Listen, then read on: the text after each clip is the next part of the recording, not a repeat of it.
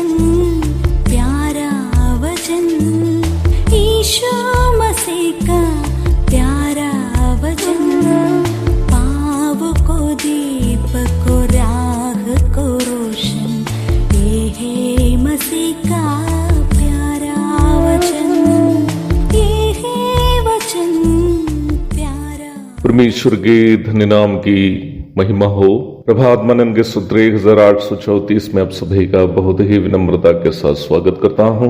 आइए आज के मनन के लिए हम पढ़ते हैं इब्रानी अध्याय 4 पद 6। तो जब यह बात बाकी है कि कितने और है जो उस विश्राम में प्रवेश करें, और जिन्हें उसका सुसमाचार पहले सुनाया गया उन्होंने आज्ञा न मानने के कारण उसमें प्रवेश न किया। हम इस बात की चर्चा कई बार कर चुके हैं कि यह बताया गया विश्राम जीवन के प्रत्येक पल परमेश्वर पर भरोसा करते हुए जीने से परमेश्वर से मिलने वाला विश्राम है, जिसे प्राप्त करने के लिए परमेश्वर के साथ एक व्यक्तिगत संबंध की जरूरी है। प्रारंभ में पढ़ी गई आयत में इसी विश्राम पर चर्चा जारी है। परमेश्वर के इस विश्राम में प्रवेश करने की प्रतिज्ञा किसी भी काल में, किसी भी समय में उनके जन के लिए उपलब्ध था और उपलब्ध है भी। मूसा के समय भी उपलब्ध था और दाऊद के समय भी उपलब्ध था और फिर आज इस कलीसियाई युग में भी उपलब्ध है। रोमी 10:21 पढ़ी गई आयत में सुसमाचार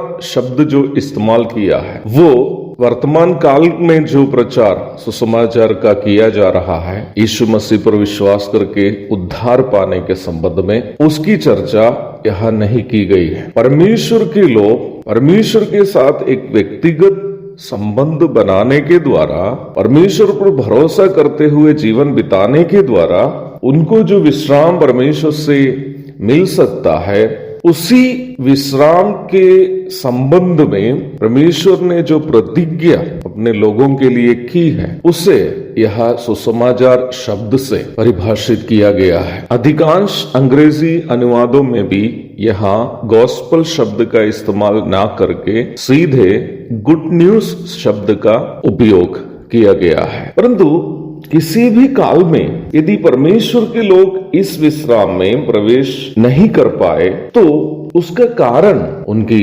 अनाज्ञाकारिता है। आयत हमें चिताती है। अनाज्ञाकारिता शब्द को बाइबल की परिप्रेक्ष्य में देखा जाए, उसकी महत्वपूर्ण 2 परिभाषाएं हम दे सकते हैं। पहली, परमेश्वर के वचन अथवा परमेश्वर ने हमसे जो कहा है उसका उल्लंघन। दूसरी, परमेश्वर पर भरोसा नहीं करना। अदन की वाटिका में आदम और हव्वा भी मना किया गया वृक्ष का फल खाने के द्वारा परमेश्वर के विरोध में यही 2 पाप कर रहे थे। वे परमेश्वर की आज्ञा का उल्लंघन किया।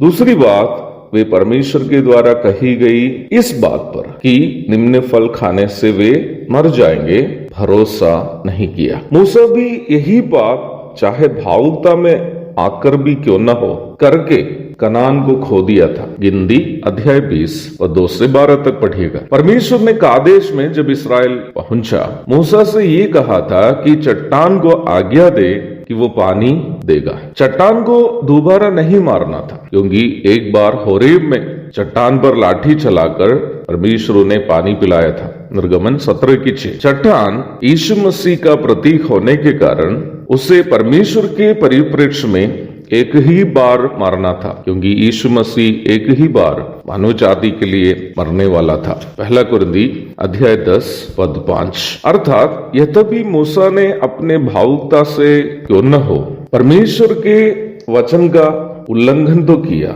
उनका पाप परमेश्वर की योजना के विरोध में यीशु मसीह के खिलाफ किया गया पाप बन गया। इस वजह से परमेश्वर ने उन्हें कनान में प्रवेश करने से मना किया। मुझे सुनने वाले प्रिय भाई बहनों, हर बार हम परमेश्वर के लिखित वचन बाइबल की आयतों के साथ समझौता करते हुए अपनी मर्जी के अनुसार संसार में जिंदगी गुजारते हैं। यद्यपि कभी कभी चट्टान क्यों न पानी दे, तब भी हम परमेश्वर से हमें मिलने की उस स्वर्गीय शांति और विश्राम को खो बैठते हैं, जिसके कारण हमें लगता है कि मसीह जीवन आनंददायक नहीं है। इसलिए ही इस विषय में सतर्क रहने के लिए वचन हमें चेता रहा है। एक और शुभ दिन की धन्य कामनाओं के साथ आज का मनन मैं यहाँ समाप्त करता हूँ। प्रभु आप सबको आशीष दे।